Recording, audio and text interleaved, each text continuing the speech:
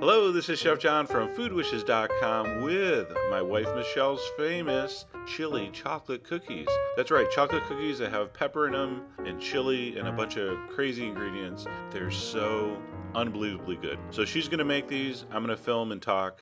First up, you're going to take some dry currants and you're going to put a little bit of coffee liqueur known as Kahlua.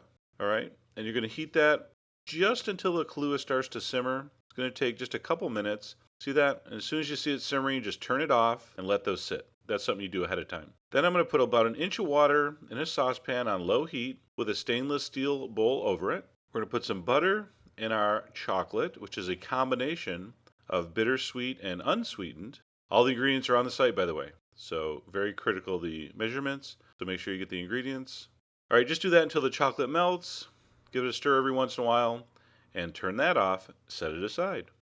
All right, then we're going to do our dry ingredients, which are flour, some baking powder, some salt, a little cinnamon, some black pepper, finely ground black pepper, freshly ground, do not use anything out of a can, and some cayenne pepper. So it seems weird, I know, but relax. So mix that up, set that aside, that's your dry ingredients. All right, in another bowl, we have our white sugar and our eggs, and we're going to whisk that up until it's light and fluffy and changes color from like a golden to like a very pale yellow. It's going to take about 5 minutes. Use the electric mixer if you want, but we went old school. We're going to add a little bit of vanilla, whisk that in, and then we're going to take that chocolate butter mixture that we melted very slowly over the double boiler. All right, scrape that in. We're going to give that a mix. I love how that color changes. Look at that. By the way, aren't my wife's hands much nicer than mine? So much less hairy. All right, after the chocolate's mixed in, go ahead and dump in your dry ingredients. That was a flour mixture with the secret pepper ingredients. All right, once that's folded in, go ahead and dump those plumped up coffee liqueur soaked currants and a cup of semi-sweet dark chocolate chips. All right, once that's mixed, you are ready to make cookies. Now, this is going to be a very thin, very wet cookie dough, so don't be scared. All right, I'm going to use this little sorbet scooper, which I think is really nice for making cookies. A couple tablespoons fit in there, and they come out sort of the same size. Don't crowd them. All right, I'm going to do 2 pans worth. You're going to get about 24 out of this recipe. In fact, I think we got 22, but it depends.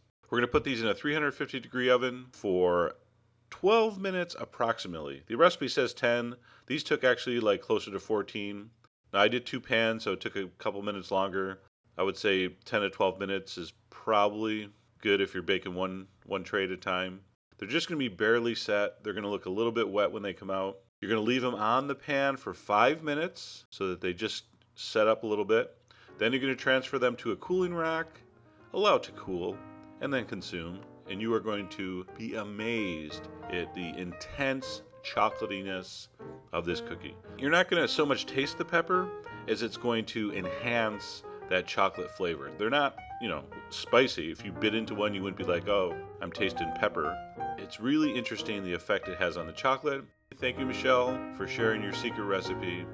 So anyway, we both hope you give those a try. All the ingredients are on the site. And as always, enjoy.